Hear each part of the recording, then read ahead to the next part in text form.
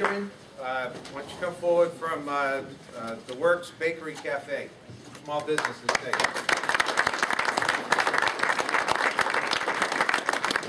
My name is Don Bergman, and I manage a small bagel shop here in town. And I'm here because I know that when unions are strong, the working folks feel safe and comfortable and able to make a living. And when that happens, I know that we all do better. Our economy does better, our stores do better, all the way around, everybody benefits. I also have in my past life been a legislator, and I know that every 2 years this comes up. It's brought in often with the backing of some powerful out-of-state interests.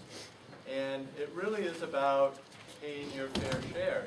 If unions cannot charge for the portion that they use for negotiating, that we will have fewer unions and they will be less strong. And we will all suffer because of that. And so I urge the legislators in this room, people who I've sat with in Representatives Hall, and those who are new, to educate yourself on this, to find out what this is really about. It's really about being able to have unions be strong and be able to speak for working folks. Thank you.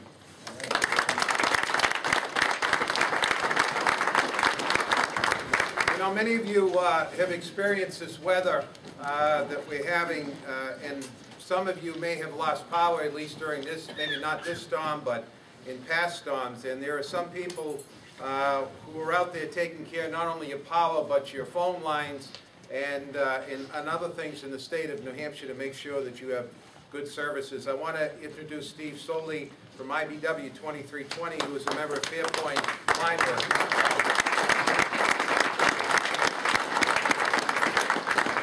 Good morning.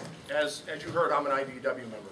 But I'm not just an IBEW member. I'm a Republican, I'm registered as a Republican, and I'm a very conservative person. Within our membership, there's a lot of us. And we stand out against right to work, because right to work does nothing but weaken our local, weaken other locals, and lower wages.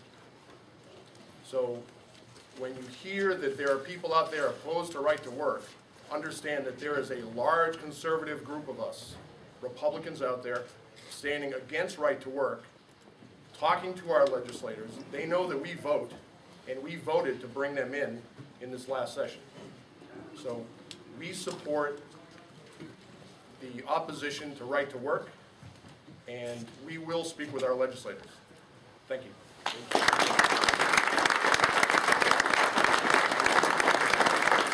Also, the next time you take to the air, remember that many, if not all, of the pilots that will fly your planes are union pilots. And many of the flight crews in aircraft in this country are union members as well. I want to introduce somebody who spent a number of years not only in the military, but in the Airline Pilots Association, flying commercial aircraft throughout this country. Currently retired, Jerry Curran.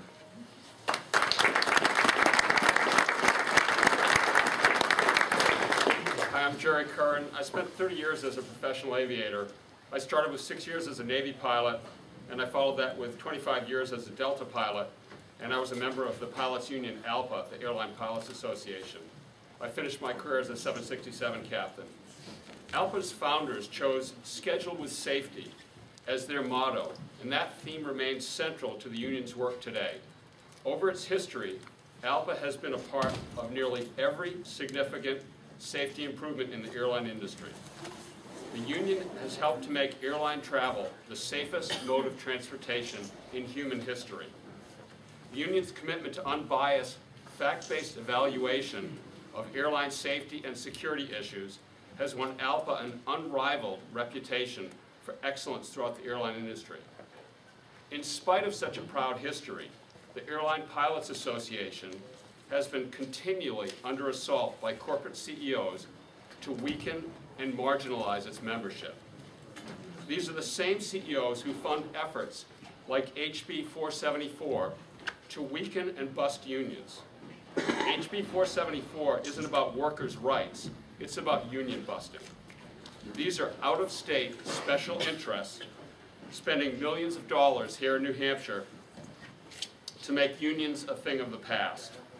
whether a union is fighting for aviation safety or fighting to stop age discrimination, outsourcing, and wage erosion of the middle class, unions provide a strong voice for working Americans. HB 474 would attempt to weaken and silence that voice of the American worker. In 1845, Wendell Phillips said, "The labor movement means just this. It is the last noble protest of the American people against the power of incorporated wealth." The American middle class needs that noble protest now more than ever.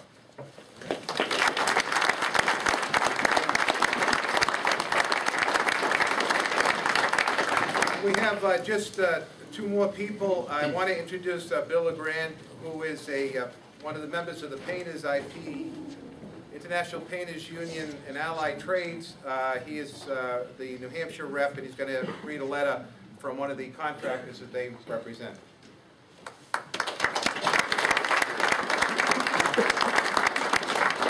Good morning. I'm going to read a letter from a construction contractor who had a prior commitment. Dear Representative, I am writing on behalf of T.J. McCartney, a construction contractor and small business based in Nashua, New Hampshire, for 35 years, to urge you to oppose HB 474, the so-called right-to-work bill.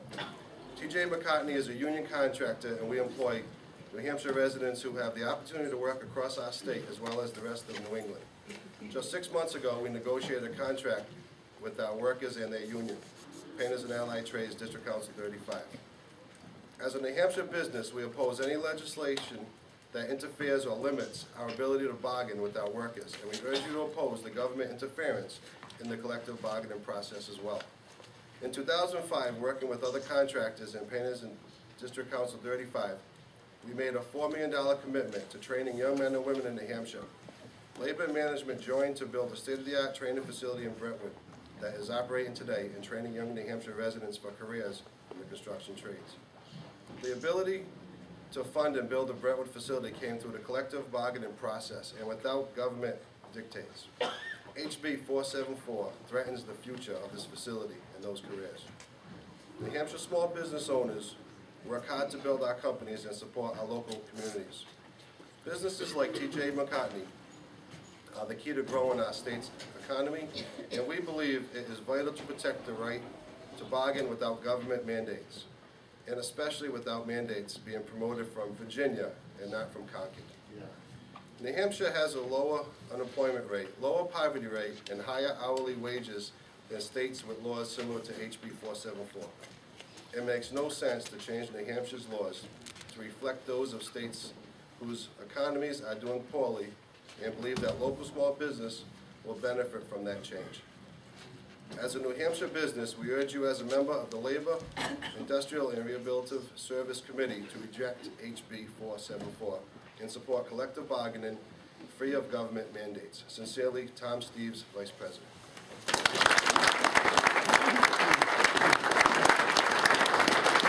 Before I introduce the last speaker, I do want to recognize all the state reps who are behind us, as well as those who came in support of our position in opposition to House Bill 474, and I'd like to give them a round of applause.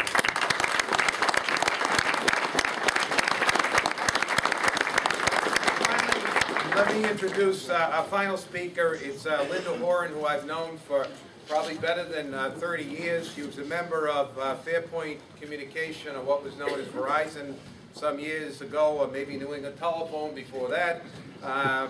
But Linda retired a few years ago and went back to work helping elderly citizens and elderly people in a new career and a new profession, and has recently organized those workers. Linda Horan is a member of AFSCME and has a proud and long history in the labor movement. Linda Horan.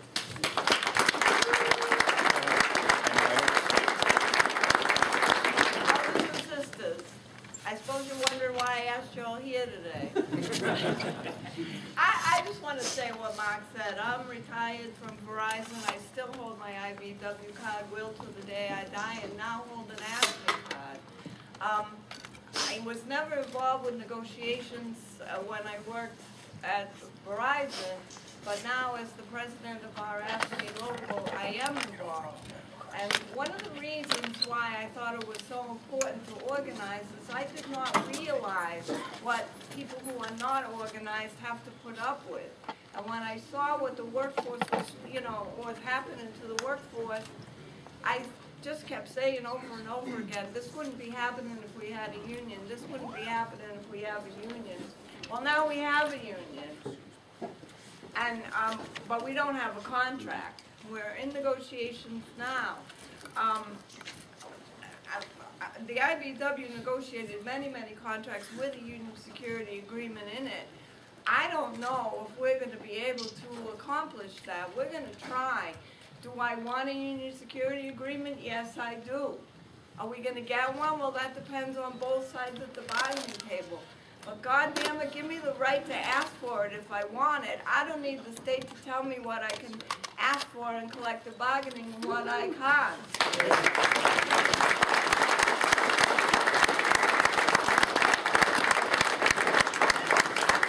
This is supposed to be the live free or die state. Why are we even talking about having the state interfere in our collective bargaining?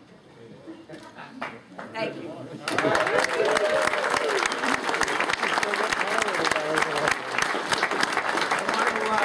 I want to thank everybody. Again, my name is Mark McKenzie, President of the New Hampshire AFL-CIO, and I want to thank all of the people who took the time to come out here today to be part of this presentation. I think what we've tried to do today is to show you who the labor movement is and who we represent in this state. So every time that you have the opportunity to drive by a fire truck or watch a line worker, or pick up your telephone, or fly in an aircraft, or watch a bridge be painted, or watch a school be built, or other issues that we work on, I hope you think of the trade union movement, and I hope you think of the workers who are here today. We tend to the sick, we deal with the plowing of the roads, and we deal with every aspect of this economy. And all of us here are proud as hell to be member of the trade union movement and to be part of what's important in this state. We call upon this legislature today, in the next couple of hours in which we will have this hearing, to stand in opposition to the outside forces from Virginia and other places who would come in to try to undermine many of the things that we have worked for in our collective bargaining agreements. And as all of the people have said before, this is not about strengthening the movement.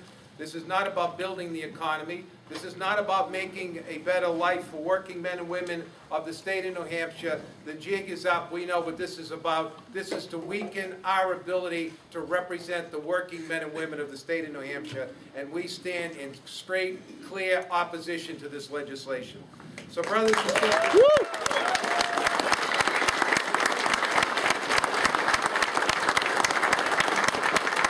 and sisters, let's carry the message to the legislative office building, to the legislative reps hall.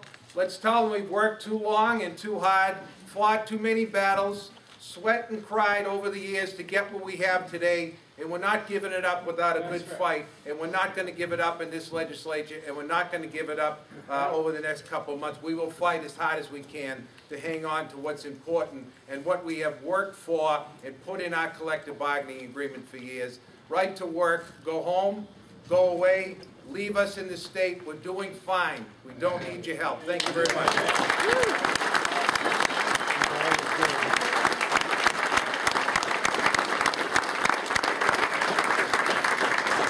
Questions from anybody? Okay, thank you very much.